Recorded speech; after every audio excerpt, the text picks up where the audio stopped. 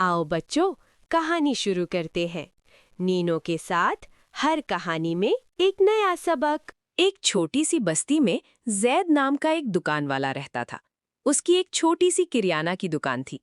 जैद रोज मेहनत करता था, लेकिन फिर भी उसकी कमाई बहुत कम होती थी। वो अक्सर उदास होकर अपनी दुकान में बैठ जाता और कहता, मेरी तकदीर ही खराब है। एक दिन एक बुजुर्ग आदमी उसकी दुकान पर आता है। जैद इज्जत से उसे सलाम करता है। बुजुर्ग कुछ सामान खरीदता है। जैद सामान तौलता है, लेकिन छुपकर थोड़ा सा कम तौल देता है। उसे लगता है कि इस तरह वो थोड़ा ज्यादा पैसा कमा लेगा। बुजुर्ग सब कुछ देख रहा होता है, लेकिन गुस्से की बजाय प्यार से कहता है, बेटा, ईमानदारी से काम करो, तकदीर खुद बदल जाएगी। जैद इस बात को हल्का ले लेता है और सोचता है कि इतनी सी बात से क्या फर्क पड़ता है। दिन गुजरते जाते हैं और जैद और ज्यादा बेईमानी करने लगता है। कभी चीनी कम तौलता है, कभी चावल और कभी आटा।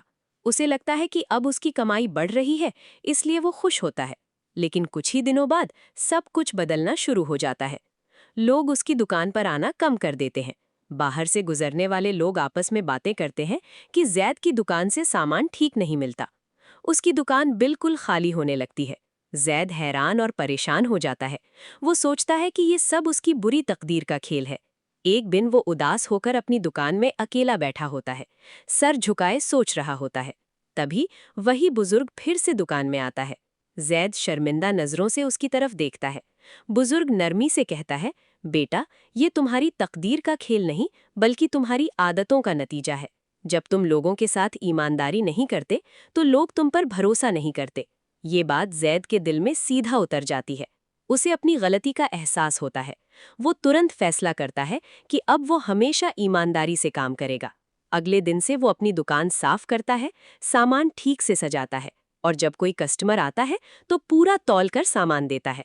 अब उसके चेहरे पर एक सच्ची मुस्कान होती है। अब लोग वापस उसकी दुकान पर आने लगते हैं। अब सब कहते हैं, जैद अब ईमानदार हो गया है, यहाँ से सामान लेना अच्छा है। उसकी दुकान फिर से भरने लगती है।